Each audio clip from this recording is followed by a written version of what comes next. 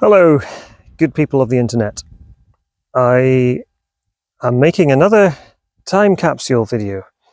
I still have legal restrictions placed on me which mean that I don't have complete freedom of speech.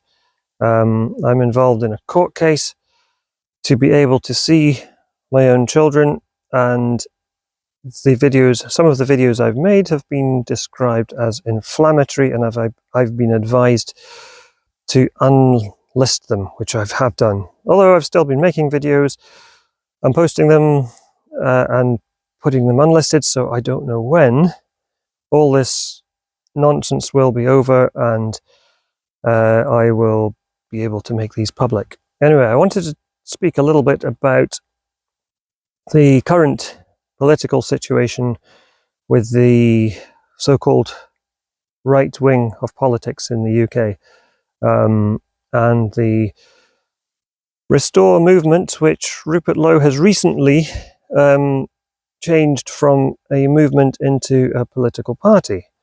And there is speculation about whether or not he will merge with Advance UK, which was set up by Ben Habib as a political party.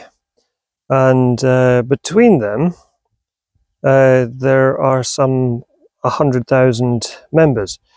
Although the number is probably smaller because some people like me are members of both organizations. So maybe it's only 70,000 or something. I don't know, because politically they are fairly well aligned. And my own thoughts about the situation in the country, in the West, are fairly well, not completely, but fairly well aligned with Advance and Restore. And I hope they do merge. And there's certainly some people on YouTube like Richard Inman, who seems to be absolutely furious, and so does what's his name? The fellow that goes for walks in the morning and records videos. And his name will come back to me. Seem to be angry with Rupert Lowe and the right in general for splitting the vote. Now, I happen to think that any confidence I once had in Reform UK under the leadership of Farage is pretty much evaporated. I foresee that if they do form the next government, that they will not follow through on many of the things they've said they will do. I hope I'm wrong. But Starmer has said many things,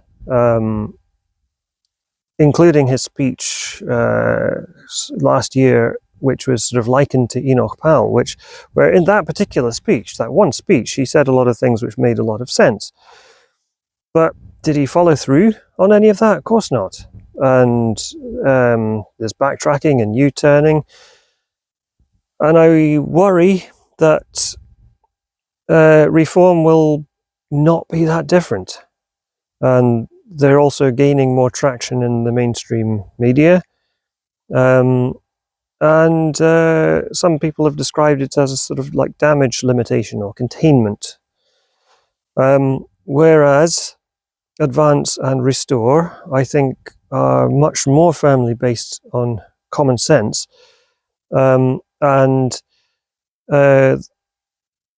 resonate with those of us who have a sense of patriotism towards this country, and an appreciation of our heritage. And some of that heritage is Christianity. I, for one,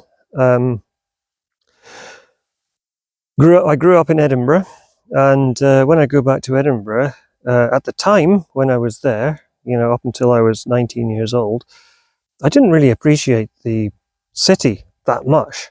But it's really beautiful. It's got hills in the middle of it and around it, and there's the castle in the centre, and there's monuments and churches and cathedrals, and the churches and cathedrals in particular are something which that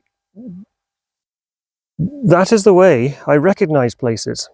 And I've worked all over Scotland, and I recognise many of the towns through the churches because they're all unique. Amazing structures, buildings. They don't build them like that anymore, which are a reminder of our past when Britain really was great, and also the connection with Christianity. And, you know, that I think applies whether you are a believing Christian or a cultural Christian. And the way in which Islam is taking over many of our cities, our biggest cities in England, London, Birmingham and Manchester, it seems that the native population of this country is rapidly declining. People are moving away, and there are whole areas in these cities in which you won't hear English being spoken. You won't see very many native people, and it's like it's been colonized by foreigners. That's how it seems. That's how it is. And people who say that, such as the fellow recently, what's his name? Oh, I can't remember. He's a football manager and a billionaire. Ineos, I think, is the company that or one of the companies that he's in charge of. He mentioned the fact that this country is being colonized by foreigners and got a lot of flack for it. And it's very odd in this country and in the West in general, the whole politically correct way of thinking, where you're not allowed to draw a direct comparison and say, all right, in the UK, there are many foreign people within government. At pretty much the highest level. And, you know, when you talk about foreigners, some of them may be born in this country, but their parents weren't. And I don't think intrinsically that matters that much. To me, it's more important as to whether they bring foreign ideology such as Islam, which can be very destructive towards us. And many of them have said, many radical Muslims have said that they're here to take over. And they have huge demonstrations, and they block traffic when they're lying down in the road praying. That sort of thing, which is kind of hostile. And I'm against that. So yeah, when we're talking about the number of foreigners in the government here, go to Pakistan or pretty much any of the countries where the so-called refugees are coming from. You look at their government and how many foreigners are in their government? How many British are, you know, holding high office in Pakistan or Eritrea or Kenya or these places? And the answer is none. So there's definitely some kind of asymmetry there, which is interesting, and it ties back into this notion of political correctness. And there's so many branches of that, you know, woke ideology and critical race theory and stuff like that, women's studies, Marxism, communism, and yeah, those are areas which I find myself gravitating away from.